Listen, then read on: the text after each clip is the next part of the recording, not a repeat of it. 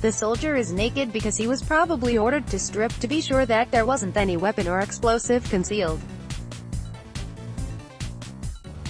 It was very rare for Japanese soldiers to surrender as it was deemed dishonorable. Those huge steel doors and thick walls must be a bunker of some kind. Probably a bunker with an artillery gun inside, maybe a coastal battery.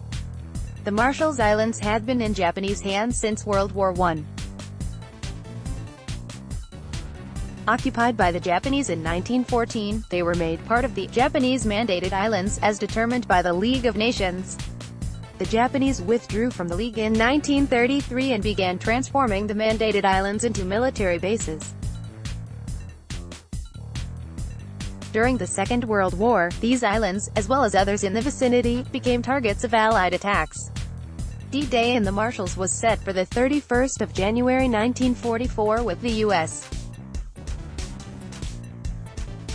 Marine Corps 4th Division moving on to the northern half of Kwajalein Atoll and the Army's 7th Infantry Division assaulting Kwajalein Island and the other small islands in the southern half of Kwajalein Atoll.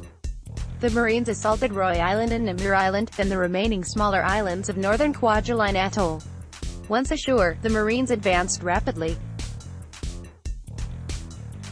Roy was secured on the 1st of February and Namur the next day.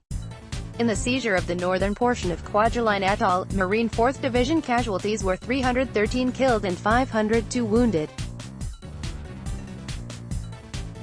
An estimated 3,563 Japanese garrison forces were reduced to only about 90 prisoners.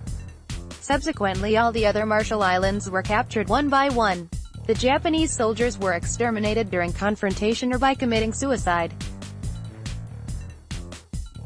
Few decided to surrender. Rapid victory in the Marshall Islands added momentum to the Central Pacific Drive and put Japanese positions in the Carolines and the Marianas within range of American reconnaissance and bombing aircraft. Bases were open for the U.S. Navy. The Japanese Navy, intimidated by the approaching U.S. forces, reduced its fleet at Truk Island in the Carolines, formerly the bastion of Japanese air and naval power in the Central Pacific. The relatively low 3,000 combined casualties for Army and Marines showed that the lessons of Tarawa were put to good use. Tactics against heavily defended islands had been changed and improved, including the use of heavy bombardment prior to landings and better transportation to the beaches.